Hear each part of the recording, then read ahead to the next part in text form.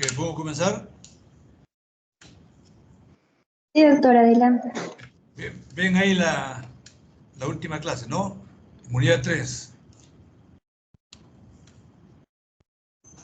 ¿La ven?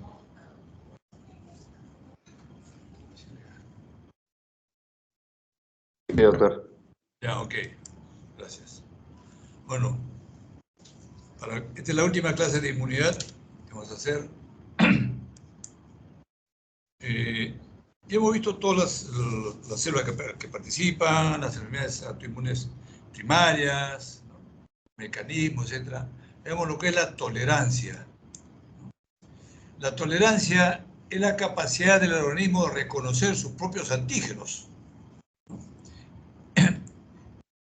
Esta tolerancia puede ser es natural y es adquirida.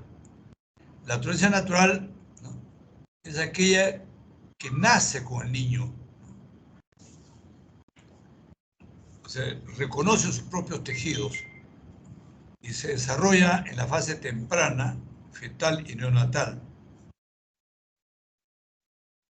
Estos antígenos pueden ser introducidos al feto a través de la madre.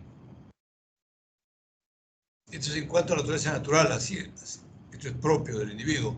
Pero hay la tolerancia adquirida, en el cual, conforme va desarrollándose el niño hasta la etapa adulta, va tolerando alguna de sus sustancias. El organismo no solamente se va a defender contra antígenos externos, sino también contra sus propias células, sus propias proteínas, sus propias histonas, sus propias DNA, sus propias RNA. Estas enfermedades, un gran número de enfermedades autoinmunes, ¿no?, que no tienen una explicación. Entonces, esto es por el trastorno de la tolerancia adquirida. Entonces, estas tolerancias naturales y adquiridas permiten reconocer el antígeno, ¿no?, por los linfocitos propios de la célula, y se produce la supresión de las respuestas inmunes. Un ejemplo, en este acá, la famosa tolerancia adquirida. Bueno, no, yo no creo que, ahora ya no se lee esto, pero antes había una famosa obra, era Edipo hijo, de la época de los griegos, que el oráculo decía que el hijo de Edipo lo iba a matar, al rey Edipo, lo iba a destronar cuando éste creciera. Entonces, ¿qué hizo el padre, el rey, para evitar que el oráculo se cumpla y pueda matar o un día correr su vida a riesgo, ¿no?, para evitar que su hijo lo mate? Ordenó a su personal de confianza que envenenen al niño, ¿no?, cuando tenga unos 10, 12 años. Pero la madre, Yocasta, ella se enteró de este oráculo. Y para evitar que eso suceda, le fue dando al niño, desde que recién nació, pequeñas cantidades de veneno, de cicuta, de modo tal que al primer día le podía haber dado pues 0.1 gramo, después medio gramo, 1 gramo, 2 gramos, y así sucesivamente el organismo iba tolerando el veneno, de modo tal que cuando el rey lo manda a matar, y el niño de 12 años lo manda a envenenar, no le pasa nada, porque él toleraba por este mecanismo de tolerancia adquirida. Va tolerando sus propias proteínas, sus propias sustancias, sus propias células. Cuando se produce esta disrupción de estas alteraciones, enfermedades, estas tolerancias, vienen enfermedades autoinmunes, ¿no?, que son una respuesta inmune contra las propias células del individuo. Ojo, miren ustedes. Pueden ser células contra células de su páncreas, de su estómago, del tiroides, ¿no?, del hígado, etc. Producen enfermedades estas respuestas.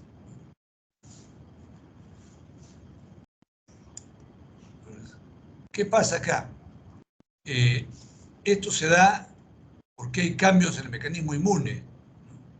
Los antígenos celulares alterados, que son los que ingresan al organismo, se adquieren, van a dar lugar a respuesta inmune. Esta respuesta inmune puede ser una proliferación de células B por acción de las células T cooperadoras, ¿no? Una disminución de las células T supresoras, producen autoanticuerpos contra los mismos antígenos celulares, las mismas células. Por ejemplo, un hepatocito alterado va a dar lugar a que el organismo reaccione contra el hepatocito, o una célula tiroidea, o una hormona tiroidea que tenga problemas, el organismo reacciona contra eso. Puede ser que directamente sean atacadas por las células T-killer o asesinas, ¿no? O se producen autoanticuerpos, se activa el complemento y se destruye la célula. Miren ustedes, la función final de estas enfermedades autoinmunes es destrucción del antígeno, o sea, de la célula o de la parte de la célula que esté con problemas, ya sea la mitocondria, la proteína, el RNA, el DNA, etc. Estas enfermedades autoinmunes son múltiples.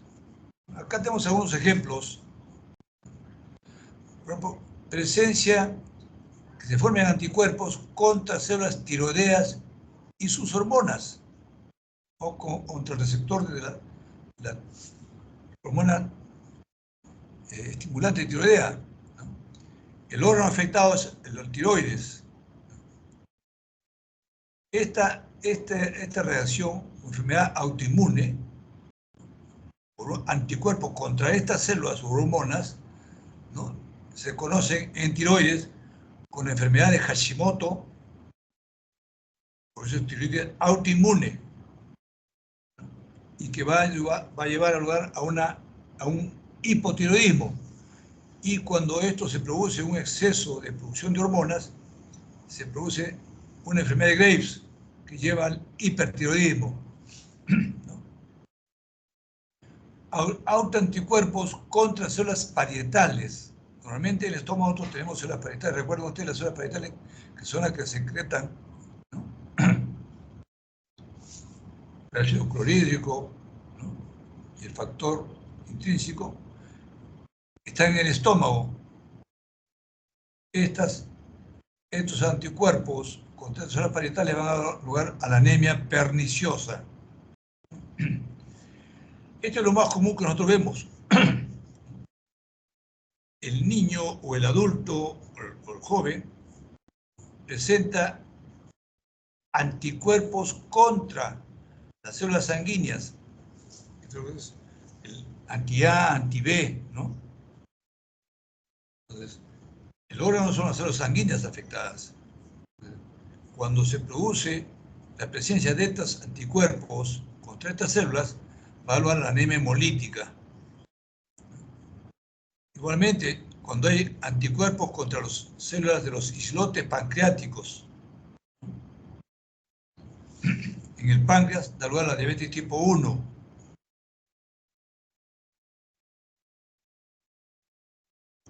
O anticuerpos contra células adrenocorticales en la médula adrenal, va a dar lugar a la enfermedad de Addison.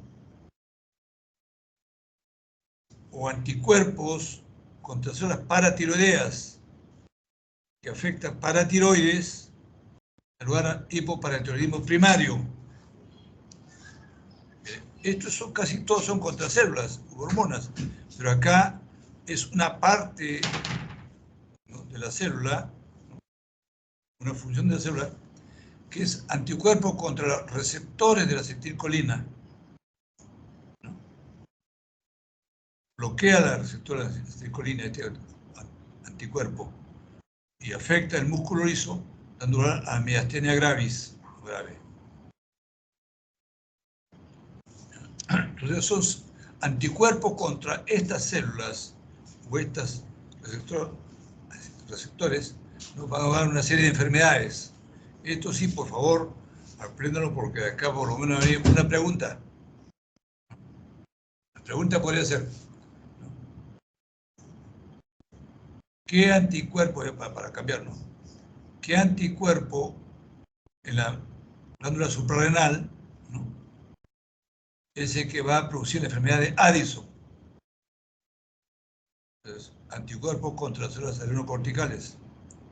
O al revés, ¿no? El anticuerpo contra la acetilcolina en el músculo voluntario, ¿qué produce? La miastenia gravis. Murió, aprendes este cuadro. Pero también existe enfermedades autoinmunes con órganos no específicos. Esas enfermedades eran órganos específicos. Pero existen otras enfermedades autoinmunes que son mucho más complicadas aún, que van a afectar no solamente a un órgano, sino a varios órganos y varias partes de los órganos o de las células, ¿no?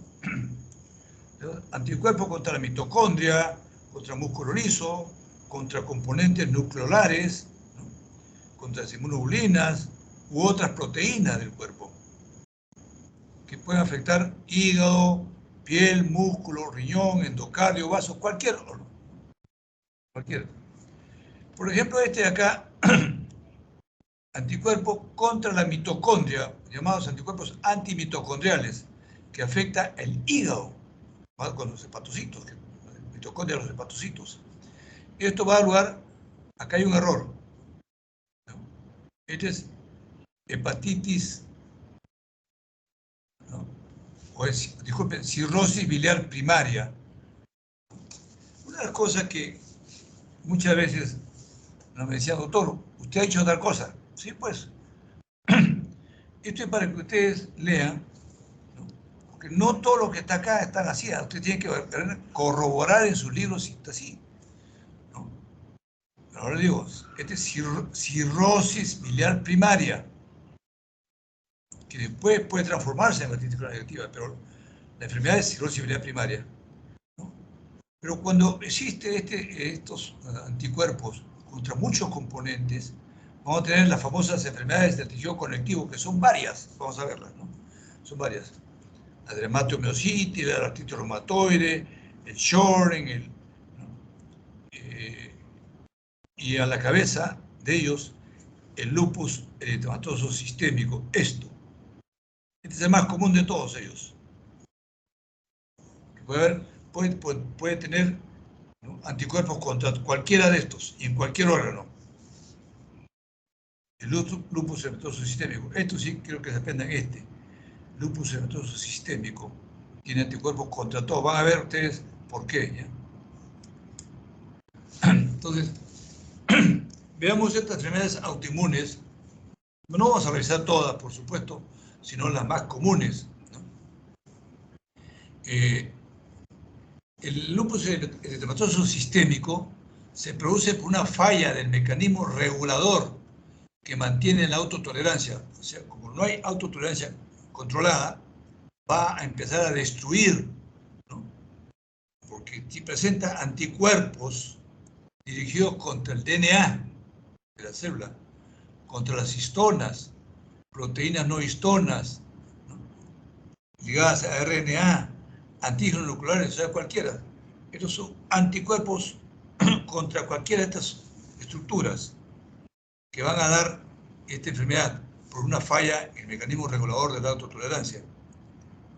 Este lupus eritematoso sistémico es la enfermedad autoinmune más común y que puede confundirse con otras, ¿no?, pero tiene la característica de que presenta un compromiso múltiple de todos los órganos de la economía. Lo más común que se presente es que haya un dolor articular. Después que hay un rash, un enrojecimiento de la cara, ¿no?, el área dorso-nasal, ¿no?, y malar, ¿no? Vamos a ver cuál es la característica. Simplemente puede dar patología renal, va a lugar a la final. Esta enfermedad va a dañar el riñón severamente. va a haber una serie de glomerulopatías, va a haber daño pleural a nivel del pulmón, básicamente pleuritis, produce desórdenes neurológicos, ¿no? O desórdenes hematológicos, abarca todos los organismos, o sea, todo el organismo. Esta falla. Esta, digamos, la primera característica que nosotros dijimos acá está. ¿Cuál es? La pregunta sería, ¿cuál es la característica clínica más frecuente, ojo, del lupus eritematoso sistémico? La artritis, la artritis no deformante. El paciente presenta dolor, sobre todo en el sexo femenino, se presenta en una proporción de 9:1, 9 mujeres a un varón. Entonces, la artritis no deforma, pero hay dolor. Aparte que acá tiene otras cosas más, y uno pone un poco de curiosidad, ¿qué podemos ver acá? ¿No? Esta piel no es normal, ¿no? Tiene unas placas blanquecinas, hipocrómicas, otras medias ampollares, ¿no? Otras pápulas, etc. Este es el síntoma más frecuente de lupus eritematoso sistémico, es la artritis no deformante, ¿correcto? Su curso clínico es variable e impredecible. En realidad no se sabe si la paciente puede permanecer 1, 2, 3, 20 años con esta enfermedad en forma estacionaria, o de repente se acelera y afecta a los órganos, sobre todo el riñón. Estos pacientes, ¿no?, lo que deben recibir como terapias corticoides y drogas inmunosupresoras para evitar esa acción de los anticuerpos contra sus propias proteínas o RNA, DNA. El 86% de los pacientes que tienen lupus eritematoso sistémico sobrevive a los 5 años. ¿Y esto por qué? Porque la causa más frecuente se debe a insuficiencia renal e infecciones. Básicamente esta, ¿no? La insuficiencia renal crónica terminal por un daño renal en el lupus, ¿no?, es la causa más frecuente de muerte. Se puede agregar infecciones, pero hay que cuidar el riñón.